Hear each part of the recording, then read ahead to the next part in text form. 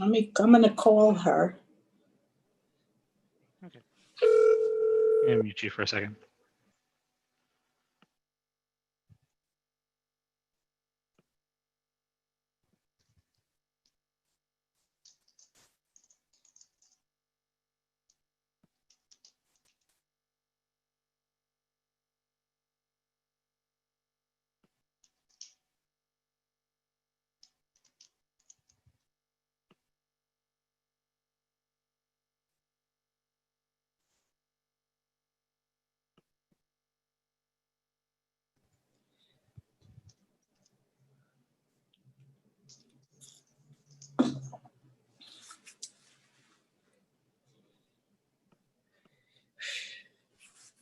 There she is. Okay, great.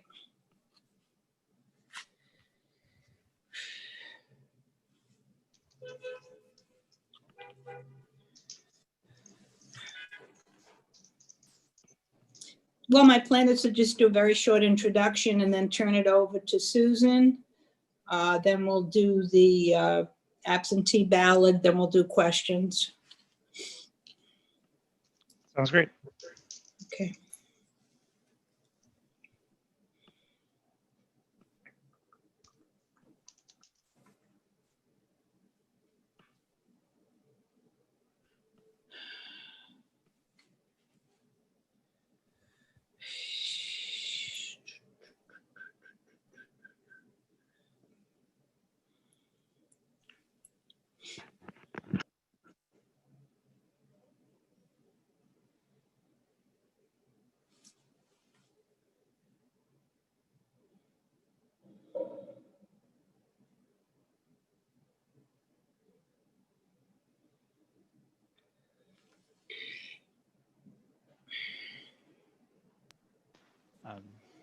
Sherry, I don't see a whole lot of other people signing in. So if you are ready, it's... Yeah, because I don't see many of the committee people aren't here. It's what I was looking for. I do see Ed is about to join. Oh, okay. All right.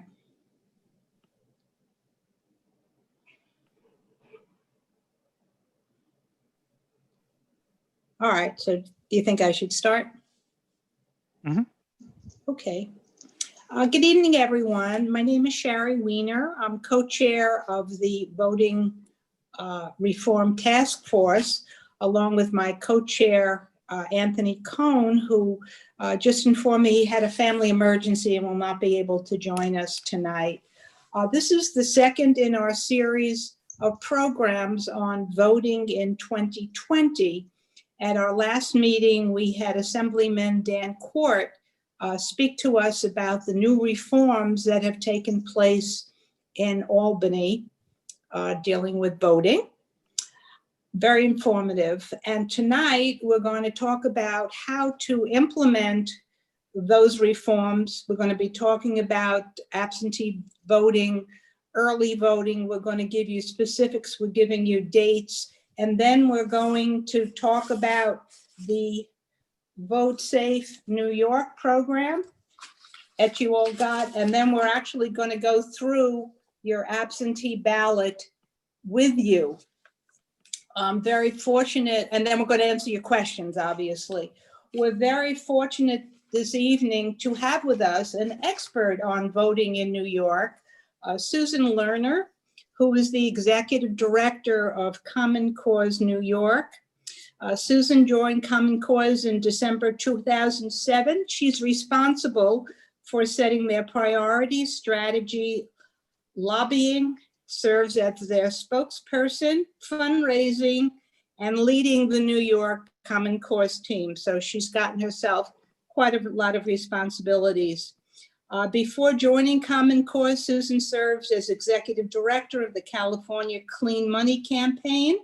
She is also a member of the New York and California Bar. She was a litigator for almost 20 years, and she has a degree in psychology, which always helps, from the University of Chicago, and her law degree from New York for School of Law.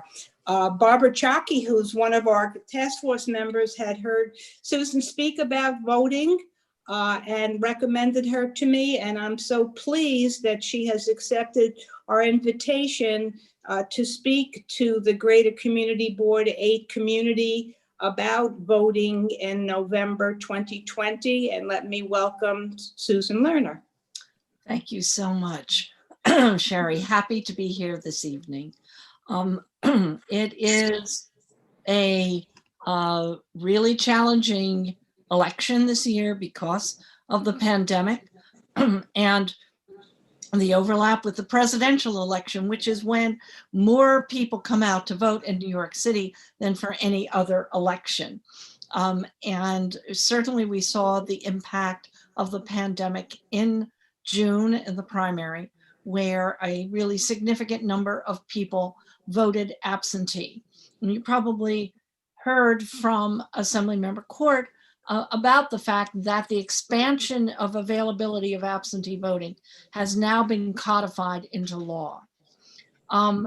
So that means with the addition of early voting that was passed by the legislature last year, that for the first time, New York's voters have 3 different ways to vote in 2020. So you have choices to make in terms of how and when you want to vote. So the most important thing that I can say to you tonight is make a voting plan. Decide where and when you want to vote. Decide if you're going to bring somebody with you to vote, if you're going to make it a social occasion. And the second thing that I would say to you is do not delay. Once you've made your plan, if you decide that you want to vote absentee, then get your absentee ballot and fill it out, send it back as quickly as you can. But with 3 ways to vote, it's actually an interesting proposition for you to actually make your voting plan. Because first, you are entitled to an absentee ballot under the expansion in the law. Anybody who has a fear of getting COVID-19 or passing on COVID-19 is entitled to an absentee ballot under the justification of temporary illness. And for the first time, we are all able to request our absentee ballots online. And for New York City residents, I strongly recommend that if you want an absentee ballot, the fastest and most sure way to get it is to go on the Vote NYC website, that's vote.nyc, and request your absentee ballot. You'll also be able to track your absentee ballot's progress through the Board of Elections, through the mail to you, and then back to the Board of Elections on that same website. NYC, it's vote.nyc. And you can find a lot of basic information about voting. The third way in which you can vote this year is early voting, and we're going to talk about that in detail. And of course, you are always able to vote in person on Election Day. So for the first time this year, another change and a very positive reform for voters is that the governor required every Board of Elections to provide voters with basic information about where and when and how they could vote. Usually we get a little postcard in August. It reminds you that you're a registered voter. It doesn't have a lot of information. It might tell you where your Election Day polling place is, but doesn't tell you anything about early voting, and you're kind of on your own. That's not the case this year. This year, every registered New York City voter received this pamphlet, the Votesafe Nyc Pamphlet, with the masked Statue of Liberty on it. And it has all of the information which you need to determine how you want to vote. It's in Spanish and it's in English. Avoid lines, vote absentee, vote early, vote safe. And it provides you with information regarding the dates and also a voting card, a card that you could take with you to your polling place that will speed up the check-in process for you. This is not an ID card. It is not required, but it is a convenience that will allow you to check in electronically. It's a fast pass tag. It is not a voter ID. We do not have voter ID requirements in New York State, the way they do in some other states where they're trying to discourage people and suppress the vote. We make it difficult enough for people to vote. We don't have to go out of our way with an ID. But if you bring this card with you to your polling place, it has a barcode, which you then would be able to scan with the electronic poll book, the laptop or tablet that checks you in and verify your identity by signing the pad.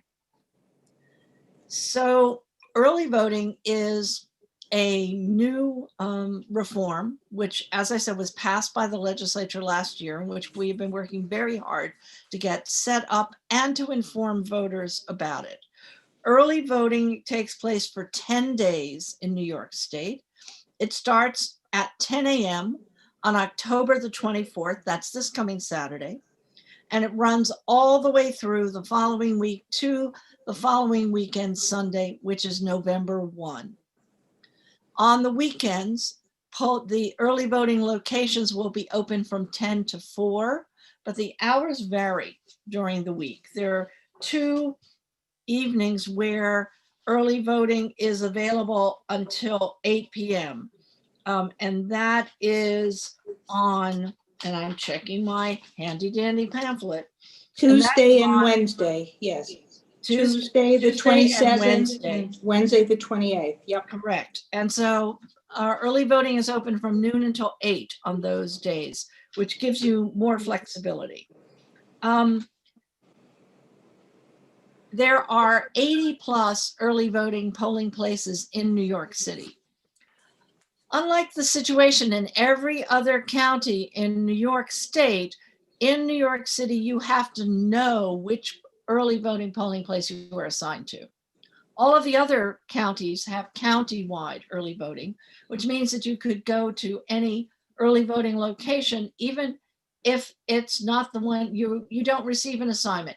You pick whichever one is most convenient to you. That is not the case in New York. In New York, you have to look up your early voting location. And again, make a plan.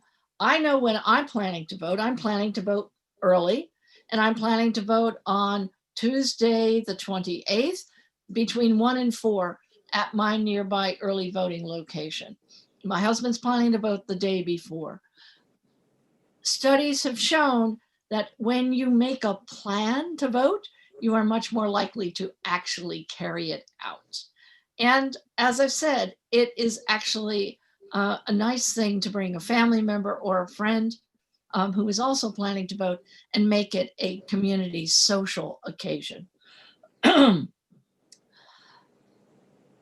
This year, for the first time, people are able to drop off their absentee ballots at early voting locations and at election day polling places.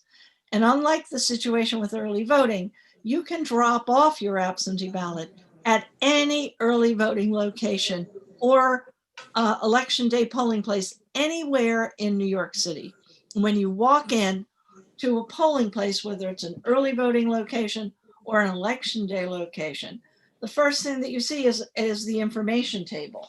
On the information table in New York City, there will be a large box, and it's going to have this design on it, the Statue of Liberty with the mask, and it's going to say absentee ballot.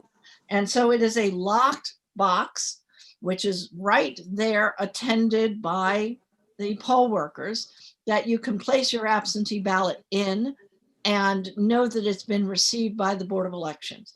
Some people are concerned with all of the bad publicity and the strange things happening with the Postal Service, that they don't want to take the chance that their ballot might go astray, and so they want to drop it off. You can drop off your absentee ballot today, well, it's a little late now, but tomorrow, at your borough, which would be the Manhattan Board of Elections down on Varick Street.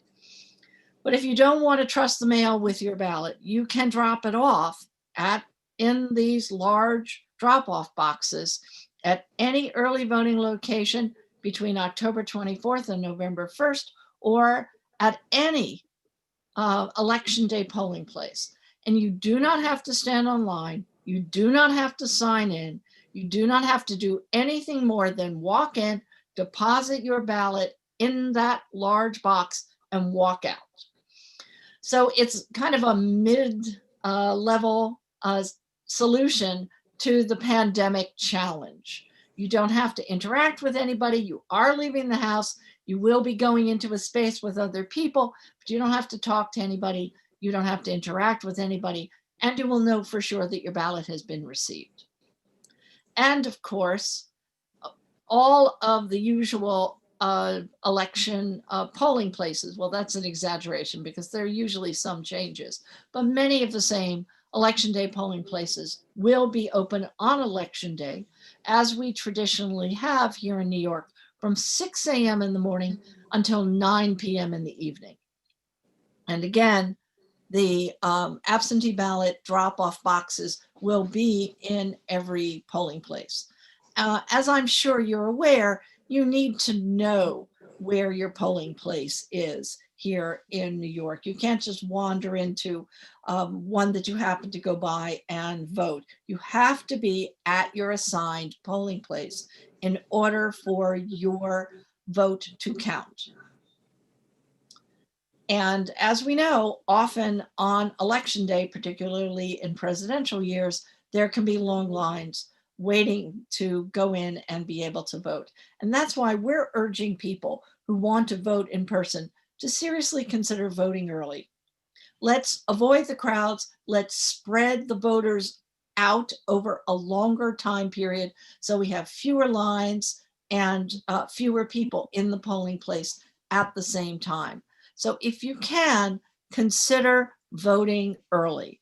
And voting early in person means that your vote will be counted on election day and included in the election night totals. So there's some definite advantages. I think voting early answers a lot of questions that people have about their ballot being received and when it's going to be counted.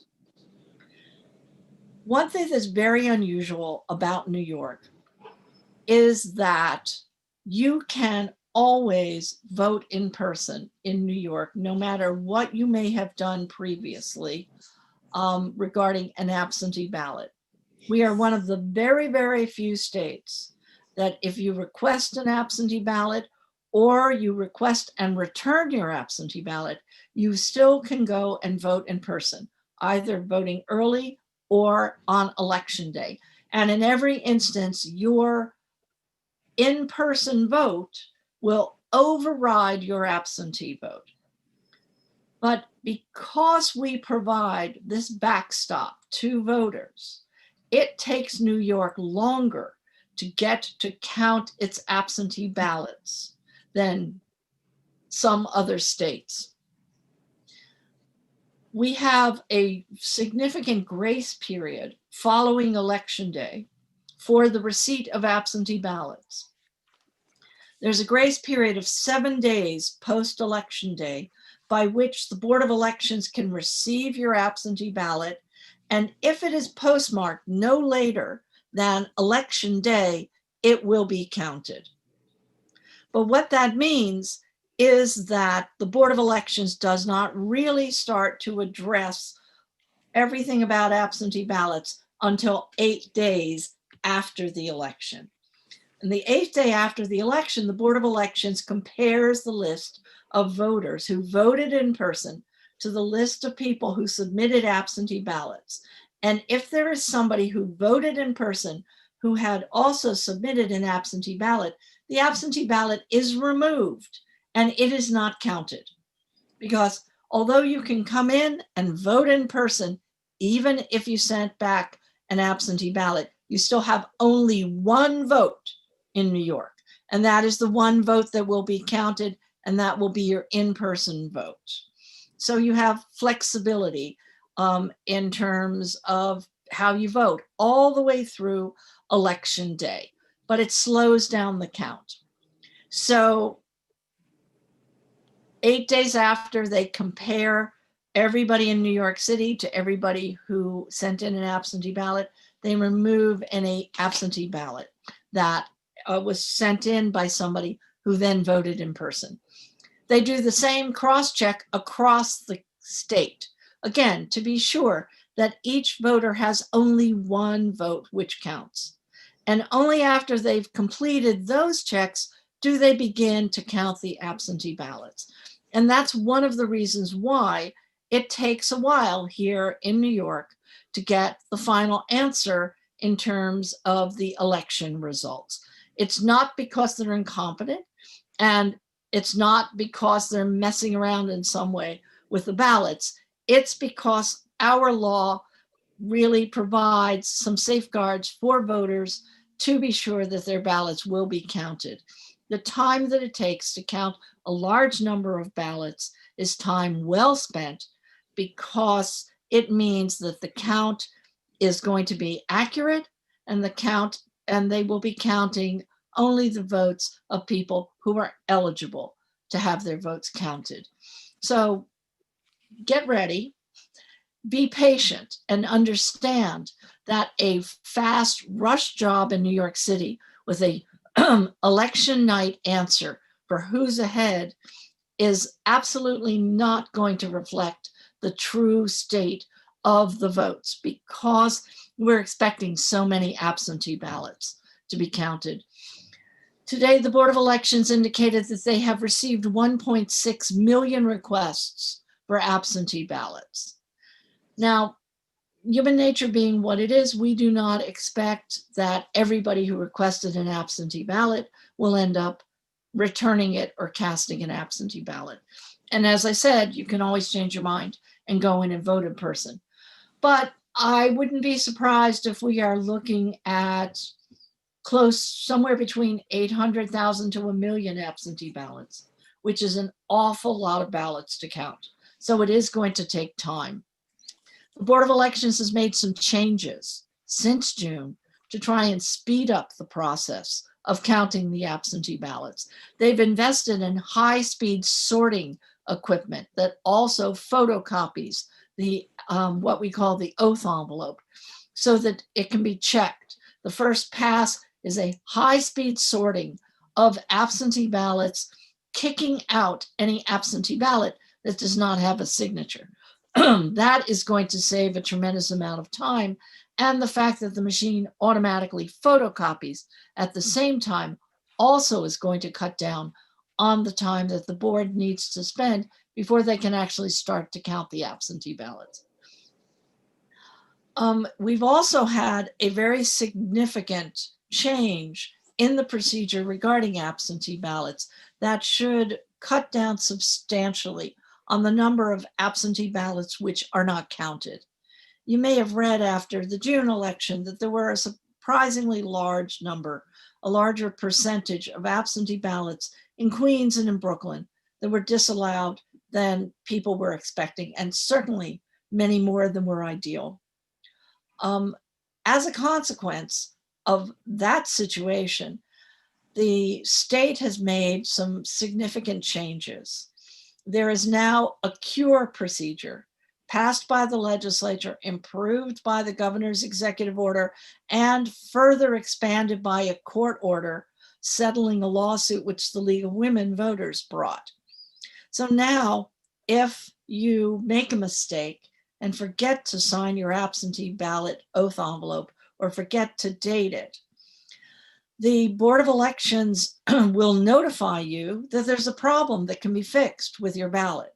And if it's before Election Day, they will be going through the absentee ballots that they receive and notifying people of any errors that can be fixed before Election Day, so that you can decide if you want to go in and fix your absentee ballot or vote in person. If the error is ascertained when the ballot's returned Election Day or after, the Board of Elections is required to notify you and give you an opportunity to cure the problem so that your absentee ballot will count. This is a significant reform and an advance that is very pro-voter We're very, very happy to see it. And so we are expecting many fewer ballots to be invalidated and a much higher percentage of ballots to be counted. So I've thrown a lot of information at you, but again, what I hope that you take from this discussion is an understanding that you need to make a plan, and you need to make it right away to determine which of the 3 ways you plan to vote and how and when you're going to go ahead and vote. And also just to let you know that it's important to vote as early as you can. If you're planning to vote before Election Day, vote during the early voting period. If you're planning to vote absentee, get your absentee ballot, request it online. Don't let it sit around, fill it out right away, send it back, or drop it off. We'll have many fewer problems and less accusations about irregularities if we all vote as early as we can and follow the rules exactly. Thank you, Susan. That was so informative. I was wondering, can you talk a little bit about the tracking system that was instituted? Sure. People might like to know about that. Yeah. Yes. So when you go to the Board of Elections website, which is vote.nyc, as I said, right at the center, there is a box which allows you to request your absentee ballot. And under it, there is the ability to click on a tab and track your ballot. When you request an absentee ballot, your request is given a 6-digit confirmation number, which will show up on the screen and which also, I believe, but don't hold me to it, is emailed to you. With that confirmation number, you can get back online and you can verify that your request has been received. You can see if your ballot has been mailed to you. And unfortunately, things do happen. So I know of people who requested their ballot in early September, and it's indicated that it's mailed to them on the tracker, but they haven't received it. So they know that they have to get a second ballot. And then when you send your ballot back, the tracker will tell you when it has been received by the Board of Elections. So this is an innovation as well, something new that was instituted after the June primary, because so many people wanted the information to know, yes, you have my request for an absentee ballot. Yes, it's being processed. Oh, good, it's been mailed. And thank goodness I mailed it back and you got it. And so this allows you, you get nervous at 4 o'clock in the morning. What's happened with my absentee ballot? You don't have to wait to try and call somebody. You can check it online. Yeah, that's a major improvement in the system, and I think many people could take advantage of that. I'm going to go through now how to fill out an absentee ballot, but please take the opportunity to go to our chat and put in your questions, which Susan will be hanging around to answer. And Rita, maybe you should ask her the question that you had asked me previously. Okay, so this is your absentee ballot.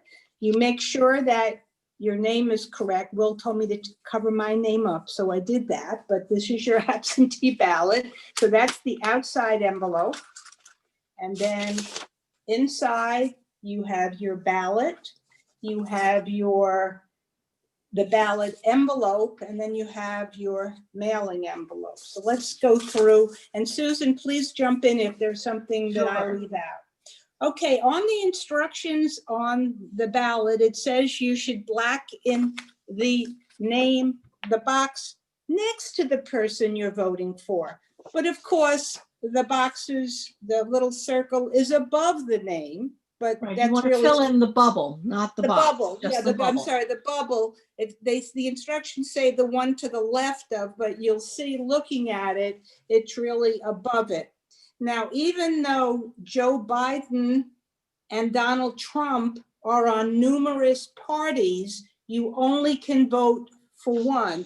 So if you're going to vote for Joe Biden, you either vote for him as a Democrat or you vote for him working families. Donald Trump, you would either vote for him for Republican or conservative. So you can't vote twice. That's my point. You can only vote once for each candidate. And then you would go through, we have members of Congress, we have our state senator, members of the assembly to vote for it. Then you have to turn it over, and these are our judicial, justice of the Supreme Court, justice of the civil court, and judge of the civil court. So you would vote here. So now you have filled out your entire ballot. Okay, so far so good.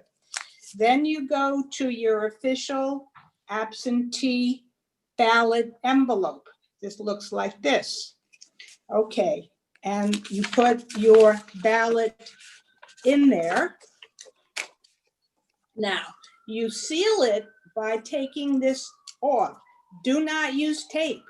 That creates a problem. To make sure there is no extraneous marks on your ballot, because that will also have it thrown out.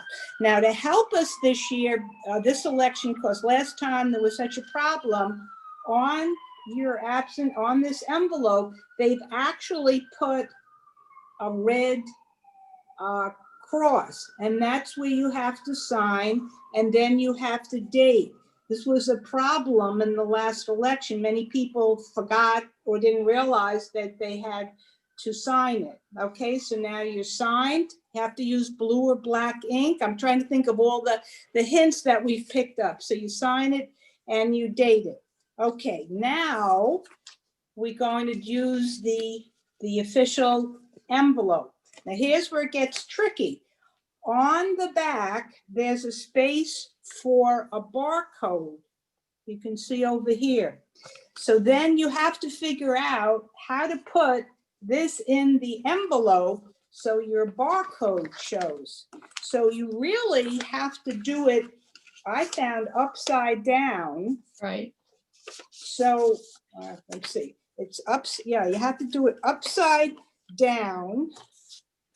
So I'm putting it in with the wording facing me, but you're putting it in that way because you have to have the barcode showing over here. So you have to make sure when you put your envelope in that it has the barcode. So that's another tricky thing. Again, you use this tape to seal it. Do not use Scotch tape. You have to put your address over here. Oh, I know another thing. On the ballot, this was a big issue. They made a mistake and they have on it absentee military. It should have had a slash through it, and people have been asking if this is the correct. It says official absentee military ballot, and it should have had a slash through it, but they forgot. But this is still a valid, this is your ballot, even though you're not in the military. It's for everybody who's filling out an absentee ballot. I wanted to make that point. I was trying to think of everything that people have raised. Now, a big issue that Valerie Mason from the board has been following is the amount of postage. You would think it's just, this time you have to put postage on. In the primary, you didn't. You would think it would just be one postage stamp, but Valerie has found out that you have to put two on it. We recommend two. But don't be concerned. They have to, even if you don't have two on it, they have to deliver it. But to be safe, if you're going to mail your ballot, put two stamps on there. And then they have a checklist. Did you sign this and date the statement? We went through that. Did you put your marked ballot in the envelope? We discussed that. Did you put your sealed ballot envelope in the return with the barcode in the window? Okay, we did that. And did you put postage on? Okay, so now you all should be knowledgeable and comfortable with filling out your absentee ballot, which you can mail, or as Susan said, you can drop off at your early voting location or regular location.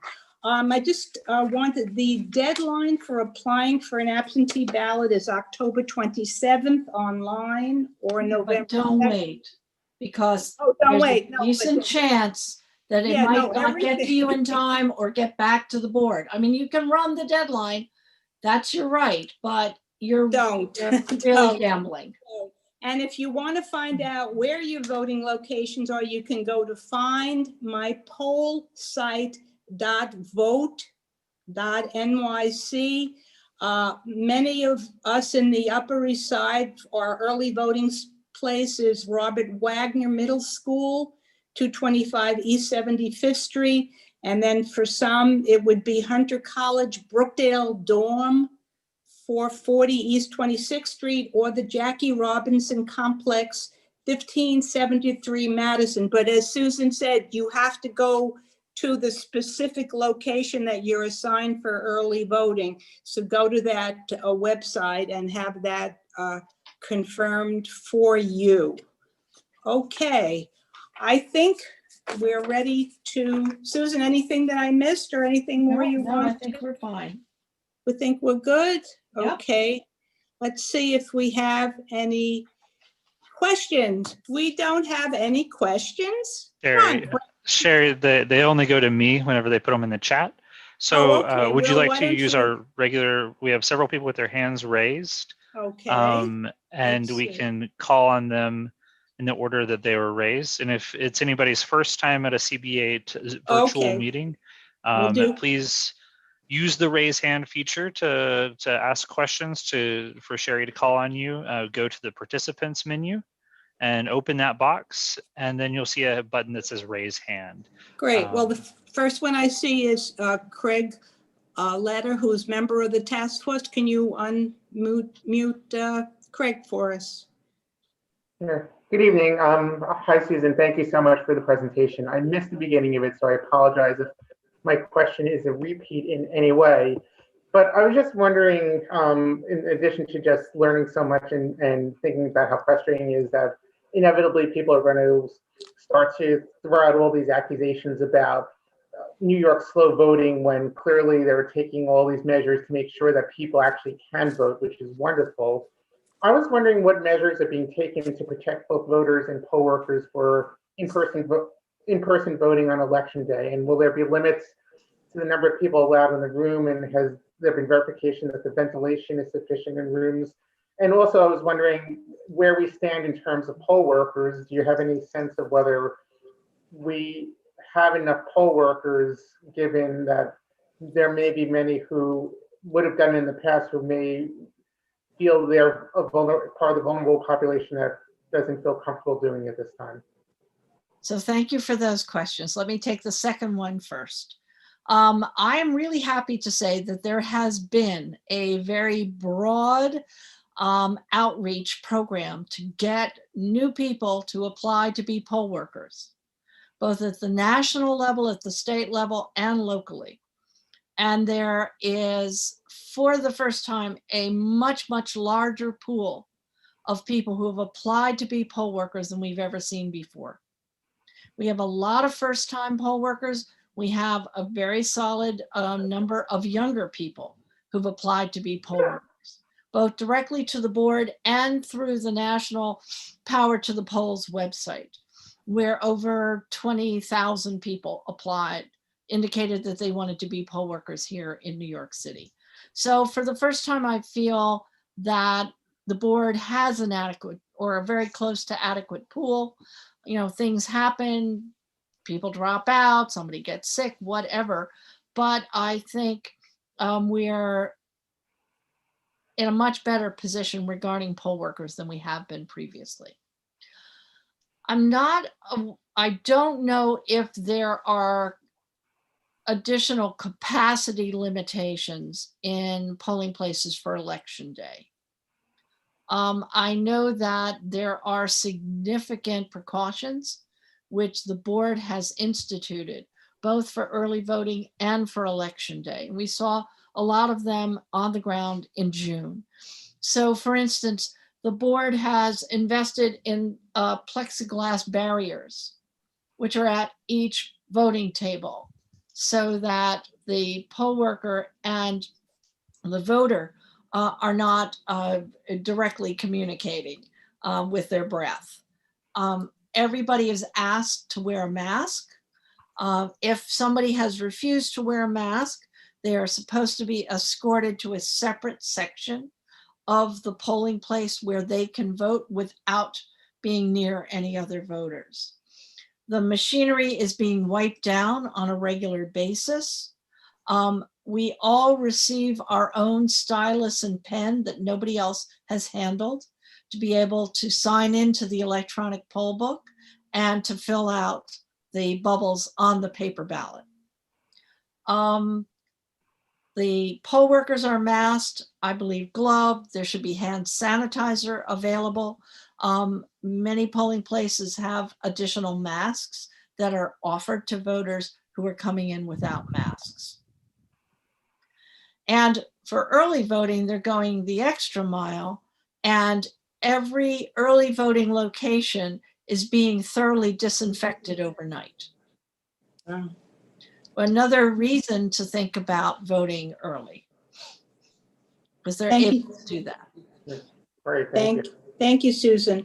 Next, Michelle Burbam, who's a member of our task force and also a Community Board 8 member. Yeah, thank you very much, both of you. This is very informative, very thorough. Just a couple of questions that I have. Are there going to be voting boxes that are freestanding any other places in the city besides the voting locations No. as there are in other cities? No. Okay. I think that's no. a good thing considering the issues. The second thing is when you if a person sends in their absentee ballot, you said that they get a cross check after election day to make sure that if they showed up in person, that they don't have, that both ballots are not counted, just one ballot That's is correct. counting. Is that done in a computerized way, or is that done by an individual by hand, literally checking addresses side by side? I Or don't is it know. spit out by a computer? I don't have that answer. I would imagine that the first sort is likely to be computerized. Computerized. Yeah. Thing. I mean, Okay. because we're talking about, we have 4 million registered voters in New York City. That's why I'm asking. We have 1.6 million absentee ballots that have been requested. And so, you know, the reason why it's important to have the barcode showing if your return envelope is that when it's received by the Board of Elections, they scan the barcode right away without having to open. And so they are able to track all of the voting rolls are computerized. So if you've sent in your absentee ballot and you vote in person, that is going to be picked up by the system that they use. So you But mean it that takes time for them to load everything in, and then they run the check. So you mean that your ballot that you may have cast in person will have the same barcode on it as the one you mailed in, and one? No, no ballot has a barcode. So if they do a cross check, it sounds like cross check is they cross check the electronic poll book.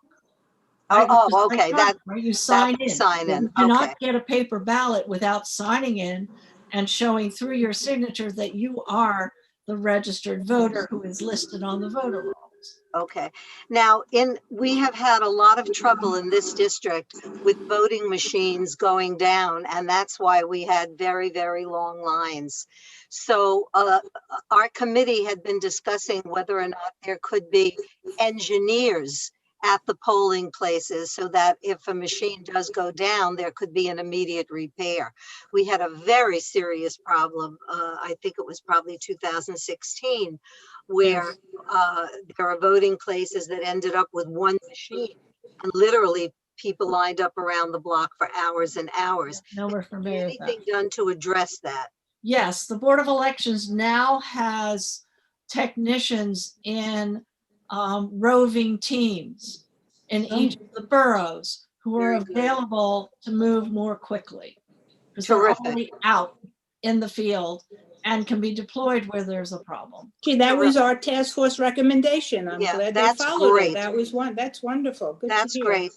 With my last question, with all of the early voting, was any study or anything done? Does the Board of Election have any estimate at all as to how many people will actually show up on voting day, on election day?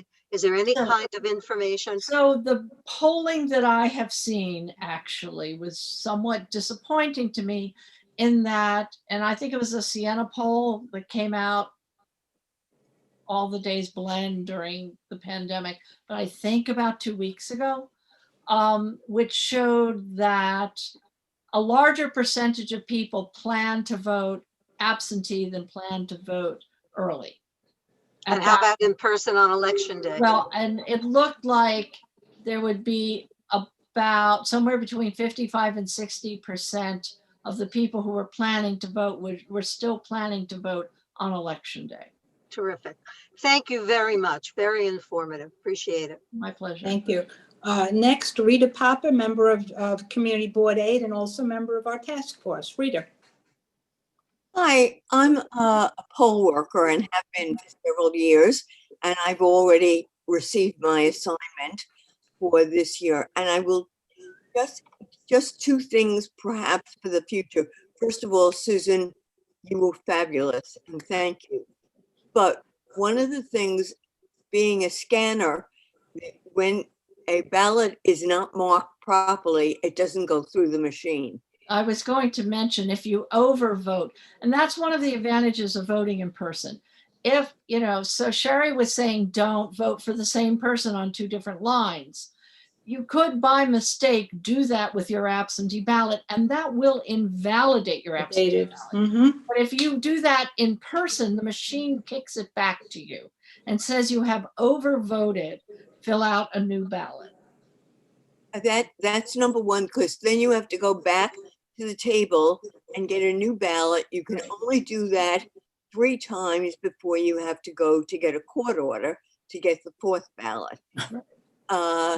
So if it was possible to make that a red light, sort of at the top of any absentee ballots that are not done in person, to know that you can only vote on one line, even though that candidate's name appears across maybe 4 lines, four places. That's number one. Number two, people check or cross an X in the bubble instead of filling the bubble in. Again, the machine rejects that. So those are things, obviously it's too late this year, but things to keep in mind. And last but not least, this was terrific, this Votesafe New York. I almost threw it out, because it came with a lot of other things, and it said, here's how you can vote safe. And well, I know how to vote safe. I'm a poll watcher. I would suggest that there be a burst on a very important envelope saying in something like, if you don't want to say card inside, not only did but several people said to me, should I throw this away? I said, no, look inside. So that's just a recommendation. Well, I mean, on the flap, it does say your FastPass tag for contactless check-in. Nobody knows what that means. Yeah, listen, this is so head and shoulders above What anything else we I had have seen before, from our Board of Elections. And this little thing you can take with you. Great. Yeah. And it really, it is to the credit of the governor and his people that they insisted that this level of information be provided to voters for the first time. And the New York City one is a lot more readable. It's the same information, but it's actually well laid out and readable. In other counties, people have gotten postcards that are just crammed with unreadable information. Thank you for you. Most important. Yeah, she's a wealth of knowledge. Our next questioner is Barbara Rudder, who's member of Community Board 8 and also a member of our Voting Reform Task Force. Barbara, your question. both, and Sherry, you know what my concern is. I do have a Democratic with a small d concern. Mhm. There is somebody that was trying to run for assembly on the independent line. After the absentee ballots came out, he was kicked off. But on my absentee ballot, there is still his name. Mm. I'm worried about people that will vote for him. I hear that his name will just be thrown out, which means that people don't have, their vote is eliminated. And I'm very disturbed about it. I feel, and I'm also worried it will feed into those naysayers that you have fixed elections because there is something not right about it. And I wonder if you have any concerns or ideas or what can be done or whatever. So, one of the problems we have is that there is too much gamesmanship around appearing on our ballots in New York. What do you mean by gamemanship? I don't know what you mean by gamemanship. Gamesmanship is a concerted effort to push people off the ballot as Right. opposed to actually defeating them at the polling place. Our law is very permissive in that regard, and clearly whatever battle took place was protracted, and as a consequence, the decision was made too close to the deadline for printing and for sending out the absentee ballots. It's unfortunate. I think our system should be a lot simpler. I think fewer people should be thrown off the ballot. And I'm not getting involved with that. I was just disappointed. I heard about things that were wrong in Brooklyn and so on. There's been no article that I've read, and I've been conscious of it, or no information that said, if you want to vote for this person, write in his name, do not vote for it, your vote will not be counted. There was no information that came out, and it really did disturb me. Still does. Well, we It's are been a while, Sharon, right? It still disturbs me. a very low information state in terms of what's provided to voters. That's why I was so excited about this, is it's actually usable, relevant, timely information. But, if it were a city office, there would have been the voter guide. So there is no question that I believe that voters should be receiving much more official information about candidates and who is actually on the ballot, and more updated information. Well, I hope there's no lawsuits and things like that to do it. I worry about consequences after and things like that. Thank you. Sure. Next, You have Valerie. a little bit more hopeful that something will be done, but thank you. Next questioner is Valerie Mason, who's a member of Community Board 8. Will, can you unmute Valerie? Say to Susan, thank you so much. I actually was a poll watcher in July during the Congressional 12 battle, and I can tell your presentation was so thorough, and it's really heartwarming to know that a lot of measures have been instituted to alleviate a lot of the problems that came to pass during those 2-3 weeks that we were at the Board of Elections. Having had that experience, I agree with you that little red, white, and blue pamphlet is really amazing. And one of the things that I saw while I was at the Board of Elections was that there were a huge number of affidavit ballots that had to be filled out because inexperienced poll workers, based on information that was given, sent people to the wrong table. So I think those cards are really important to make sure that people are properly identified and quickly, and you can move through the process very quickly.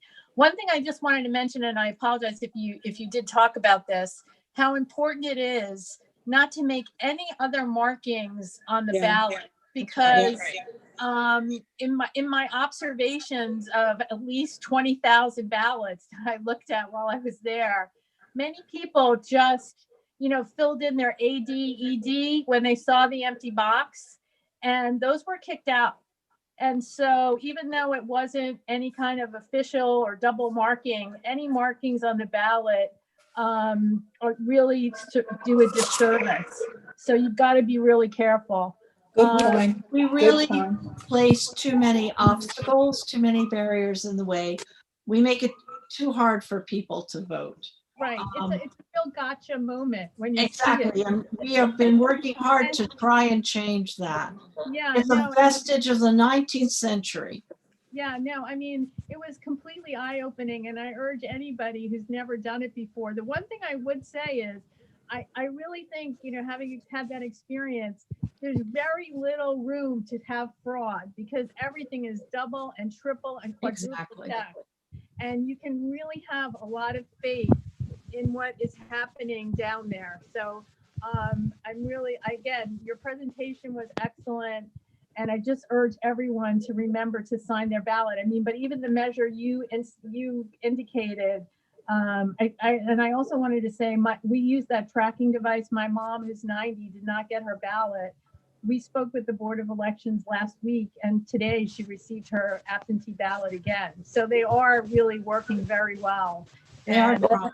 Yeah. the June experience, while it was a nightmare, I think has saved us perhaps from how bad it really could be this time around. So thank you very much. Yeah, Appreciate it. absolutely. You know, in defense of the Board of Elections, the decision to expand absentee was made less than 8 weeks before the primary. So they were scrambling. They learned a lot, and to their credit, they have made improvements. Do I think it's going to be flawless and perfect? It's a human system. And these people aren't hired because they are experts in election administration. So they're learning on the job, but they are doing a much better job. They're really thorough. I mean, the Yeah. errors they catch are really, you think they're not paying, they can't see everything, but they see everything. So Yeah. it's really a craft operation despite, you know, the arcaneness of the New York system. Right. But you Right. said, So I also want to say that if you have issues on election day or problems that you are seeing, please report them to the Election Protection Hotline, which is the 1-866 Our Vote national hotline. It's staffed by legal personnel, and they can help problem solve. Also, you're very likely to see nonpartisan election protection monitors at some of your polling places because we're aware of the history of long lines on the east side, and we send people to monitor polling places that have had problems in the past and to assist voters. So look out for election protection monitors and know that there is a national hotline, 1-866 Our Vote, that you can report problems to, and we will do our best to problem solve. Susan, as I mentioned, this is a program of the Community Board 8 Voting Reform Task Force. And on behalf of the task force, I'm sure I could say if Common Cause is working on some of these areas, we would love to partner with you. Terrific. And do what we can to help. As one of the things that we're going to look at after the election is just more in-person voting locations, which certainly we had this conversation before COVID, but we certainly feel that we need to have more in-person voting locations so we don't have the line. So hopefully when we feel comfortable again voting in person, that can be addressed. So again, you and I will stay in touch and we'll see how we can partner this together. Let's see, next is Barbara Chucky, who's also a member of Community Board 8 and on the task force. Will, can you unmute Barbara? Barbara, just confirm it on your screen. Okay. Gotcha. You're good. Susan, thank you. This was great. I have one question. I know you said there's no lines if you want to use a drop box during early voting. Right. But I listened to so many of the reports from other states.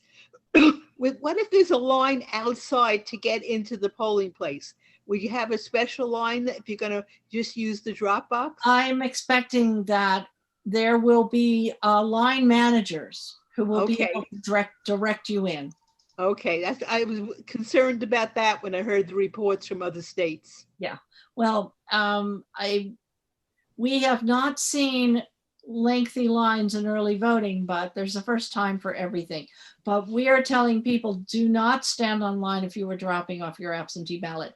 The lines for absentee ballot drop-offs in other states are places where they had to sign in order to leave their absentee ballot. We have We don't no have to do that. requirements. Yeah. You fill it out in advance, you walk in, you deposit it, you walk out. That's it. Another question, a friend of mine who's not in the city, but is voting in, she wants to bring ballots, absentee ballots, when she comes back to the city to vote in early voting. Is there a limit? One time they were talking about you couldn't bring too many ballots. Is that not? There is no legal limit to the Okay, number thank of you. ballots that you can bring back. And that is something I should have pointed out. If you want somebody to pick up your absentee ballot for you, that requires a writing. Okay, You cannot get somebody else to pick up your absentee ballot casually. You have to fill out an application. You have to name them and sign the request. but if a friend wants to give you one, it's okay. But Yeah. if you have filled out your own ballot and you have a family member, a friend, a neighbor Who want to drop, they can who just wants to drop it. drop it off, they are free to do so, and there is no limit. Now, we recommend that people take no more than 10 or 15 so that they're not going to be accused of ballot harvesting, but that is simply a convenience. There Thank is you. no limit. Well, going around gathering ballots and then you harvest them. Yeah, so anyway. Okay, next we have Lori Boris, who's a member of Community Board 8. Lori?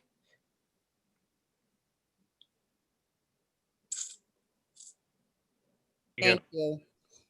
Susan, thank you so much. This was incredible information, and I hope that we can repeat it and spread it throughout the land every day until Election Day. I have two questions. I am sort of responsible for my ballot and then my two parents who live in Westchester. And my father, who's like unable to walk. I've already gotten him an absentee ballot and we mailed it. He filled it out over the weekend and I mailed it in. So I was thinking, okay, like I'm done, one down, two more to go. But then when I heard what you were saying about the stamp, I was like, Only New York City. only New York City? Only New York City. Don't Okay, worry. good. All right, good. That's the right answer. Thank you. And then the second thing is that I'm going to go in person early, Yes. and I'm going to take my mother in Westchester early in person. But I'm a little confused, and I apologize if I wasn't here and you addressed this, but I'm really confused about where to go because while I know where my real polling place is, which is like around the corner, I am not sure where to go if I want to do it early. There was a whole list on the website that had, a bunch of different places you could go, but do I just go to any one? No.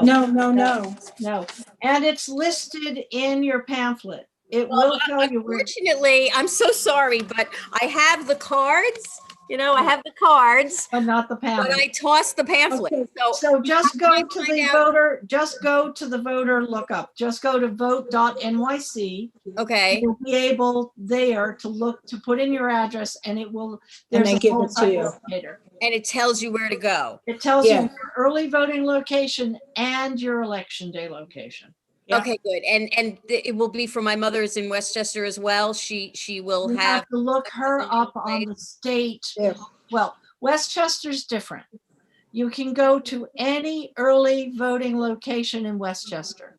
Oh, it's not assigned. It's only New York City that's backwards. That's assigned. Okay. All right. Thank you again. This is great. No problem. Okay, Alita, our chair, has a question. Alita? Thank you, Sherry. Susan, that's fantastic. You are so full of detail and really informative. So I have one specific question for New York City and one general question about some issues that I've seen. So my question for New York is there a way to, and if you've already addressed this, my apologies, but is there a way to recover that confirmation number if it's been lost for the absentee ballots? Yes, I believe if you go on, they've told me that if you go on the website and go to the tracker, if you put in your address or your name and address, it will give you the confirmation number again. Okay, thank you. And then just today, I was reading about some incidents around the country. A cop in Florida is under investigation for wearing a Trump mask at the polls. In California, there was a burning of a ballot box in a Latino neighborhood where over 200 ballots might have been destroyed. And in California as well, a political party that shall remain nameless has put up ballot boxes saying that they're official when they are not. They are not. Yeah. So is there anything to protect people? I don't think they may not be issues in Manhattan, and I'd like to think that we are not subject to that. But then again, the Proud Boys came last year, or was it the year before?